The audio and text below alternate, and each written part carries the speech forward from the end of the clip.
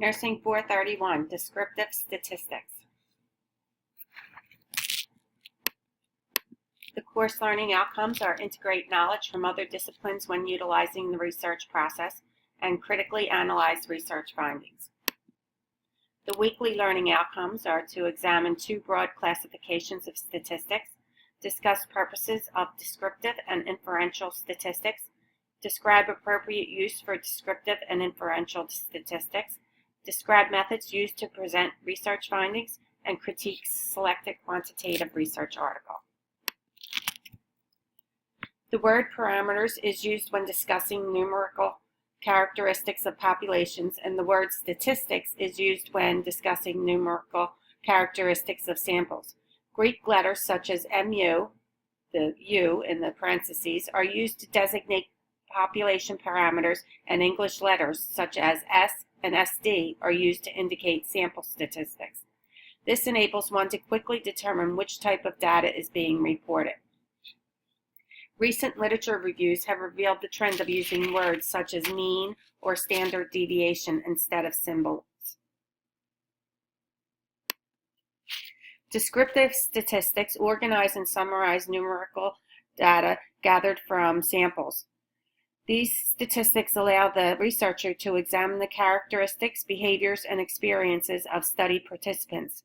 Inferential statistics, on the other hand, are concerned with populations and use sample data to make an inference about a population. These statistics help the researcher determine if the difference found between the two groups is a real difference or is it only a chance difference that occurred because an unrepresentative sample was chosen from the population. The likelihood that a chosen study sample is actually representative of the population is determined by inferential statistics. The characteristics of study participants are examined by descriptive statistics. Descriptive statistics can be divided into four classifications. The first one is measures to condense data, then measures of central tendency, measures of variability, and measures of relationships. Statistics that are used to summarize and condense data are called measures to condense data. Data summarization includes frequency distributions, graphic presentations, and percentages. The second one, statistics that reveal the average value of a distribution or typical or most common value for a group of data, are called measures of central tendency. Central tendency uses a single number to summarize a frequency distribution or a listing of all values from a set of data. An average or mean often provides a more exact indication of any difference that might exist between two groups. Other measures of central tendency include the mode and the median. The next one, variability. Measures of variability describe how spread out the values are in a distribution of values. The most common measures of variability are range, percentile, standard deviation, variance, and z-scores. And lastly, the measures of relationship concern the correlations between variables. The extent to which the values of one variable are related to the values of a second variable is called correlation. Correlation coefficients, scatter plots, contingency tables, and correlational procedures help to measure associations. So let's get a little bit more specific for measures to condense data. Counting the occurrence of values or scores represented in the data yields frequencies. In a frequency distribution, all values or scores are listed, and the number of times each one appears is recorded. Values may be listed from highest to lowest or lowest to highest. If the range of scores in a frequency distribution is small, each score may be listed individually. When the range of scores are large, it may be helpful to group the scores before counting frequencies. The groups of scores that depict the data in the most meaningful way are called class intervals. These intervals must include all possible values and may not contain overlapping categories. The possibility exists that some information may be lost when data are grouped. Distribution shapes may be characterized either as symmetrical or non-symmetrical. Symmetrical distributions are those in which both halves of the distribution are identical. Skewed or non-symmetrical distributions are those in which the distribution has an off-center peak. Depending on where the tail of the curve points, the distribution can be positively or negatively skewed. Normal distribution refers to a symmetrical distribution that has one central peak or set of values in the middle of the distribution. A bell-shaped curve graphically presents a normal distribution. Data may be presented in graphic form that makes the frequency distribution of the data readily apparent. Various graphic displays or figures are appropriate according to the level of measurement of the variable to be presented. A bar graph is a figure used to represent the frequency of the occurrence of a category. It can illustrate a frequency distribution of nominal data and some types of ordinal data. The bar graph is especially useful when the categories of the variables are qualitative rather than numerical. A histogram is a graph that uses bars to represent the frequency distribution of a variable that is measured at the ordinal, interval, or ratio level. A frequency polygon is a graph that uses dots connected with straight lines to represent the frequency distribution of ordinal, interval, or ratio data. A dot is placed above the midpoint of each class interval, and these dots are then connected. A percentage is a statistic that represents the proportion of a subgroup to a total group, expressed as a percentage ranging from 0 to 100. A percentage is the number of parts per hundred that a certain portion of the whole represents.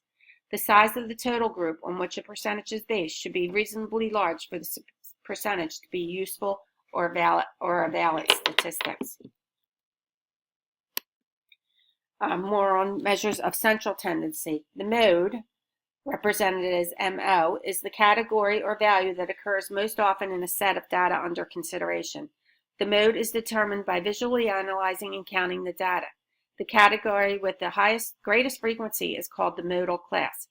Depending on how many values occur frequently, the data may be unimodal, bimodal, or multimodal. The median, MD or MDN, is the middle score or value in a group of data. If the number of scores or values is uneven, the median is the middle value.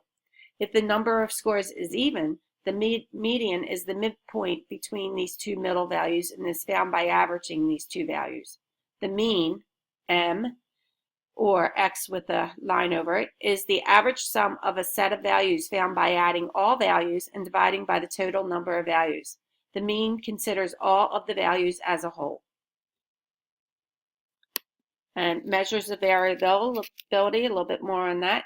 The simplest measure of variability, the range, is a single number indicating the distance between the highest and the lowest value in the group of values or scores. To correct for the influence of extreme scores or values, the middle half of the values in a frequency distribution or interquartile range may be reported. The semi-quartile range is found by dividing the interquartile range in half. A percentile is a point below which lies a certain percentage of the values in a frequency distribution. Percentile is a common statistic used to allow people to compare their performance with that of others. The standard deviation is a measurement that indicates the average deviation or variation of all the values in a set of values from the mean value of those data. This statistic describes how values vary from the mean of the distribution. The variance is a measure that is used in several inferential statistical tests. It is the standard deviation squared. A z-score is a standard score that indicates how many standard deviations from a mean a particular value lies. A z-score is called a standard score because it is interpreted in relation to standard deviation units above or below the mean. And the last one, measurements of relationships.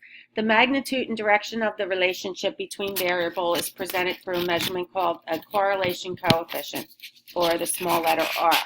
The correlation coefficient may vary between negative 1.00 and positive 1.00, representing the extremes of a perfect relationship.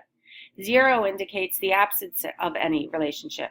A positive relationship means that the two variables tend to increase or decrease together. A negative or inverse relationship indicates that as one variable increases, the other variable tends to decrease. Correlation does not equate with causation. There are no set criteria to evaluate the actual strength of a correlation coefficient. The nature of variables being studied will help determine the strength of the relationship. The coefficient of determination is obtained by squaring the correlation coefficient, which is represented as R2, and it is interpreted as the percentage of variance shared by two variables. A scatter plot is a graphic presentation of the relationship between two variables. The magnitude of the relationship as well as the direction of the relationship can be determined. If the dots seem to be distributed from the upper left corner down to the lower right corner, a negative correlation is said to exist. A perfect positive correlation is said to exist if the dots all fall on a straight line drawn from the lower left corner of the graph to the upper right corner. The closer the dots are to a straight line, the higher is the correlation. When the dots are scattered all over the graph, there is an indication that there is no relationship exists between the two variables. A contingency table is a means of visually displaying the relationship between sets of nominal data. Correlational procedures used in nursing research include the Pearson product moment correlation, or it's also known as Pearson R, and the Spearman-Rowe, which is RHO. The researcher must select the correlational statistic that is appropriate for the lowest level of data.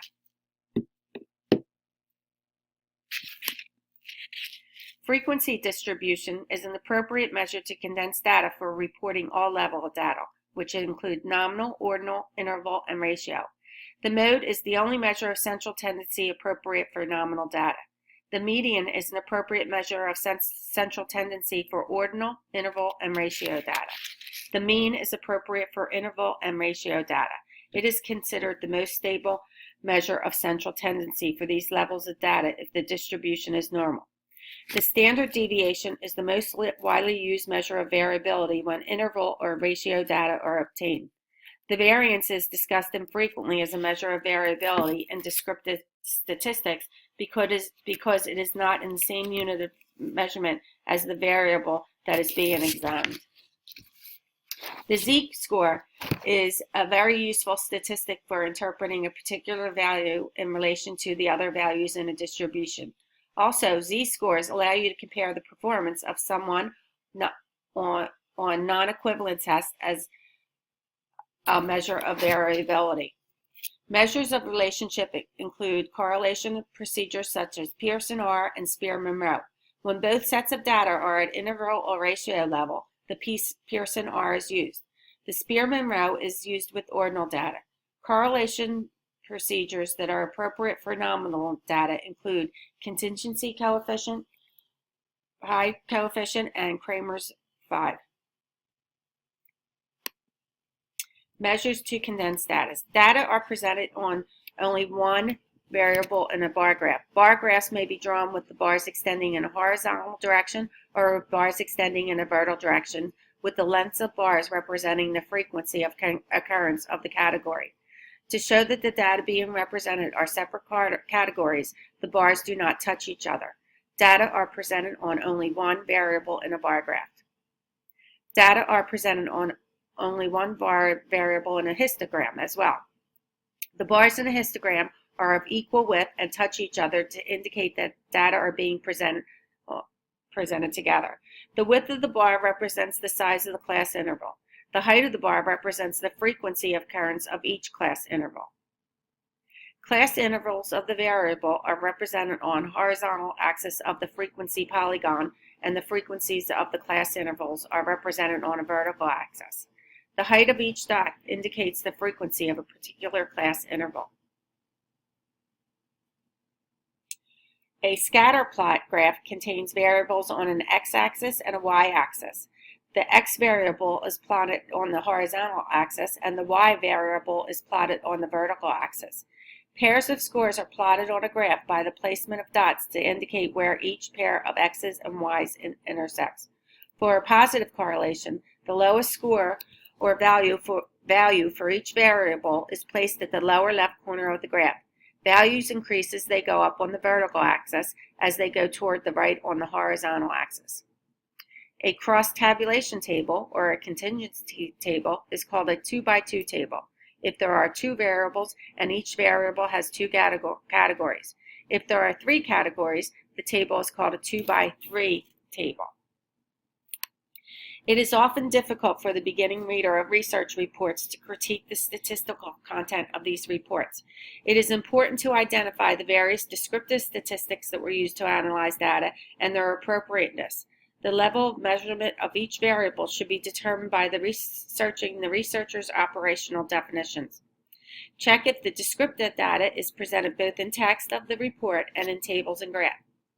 Descriptive statistics should be presented in a manner that can be understood by the average practicing nurse so the study can be considered for implementation and practice. So guidelines for critiquing descriptive statistics include identify various descriptive statistics used to analyze data, determine level of measurement of each variable by searching the researcher's operational definitions, check descriptive data presented in the text of the report and in tables and graphs, and lastly, ensure that the data is presented in a manner that can be understood by the average practicing nurse so the study can be considered for implementation and practice.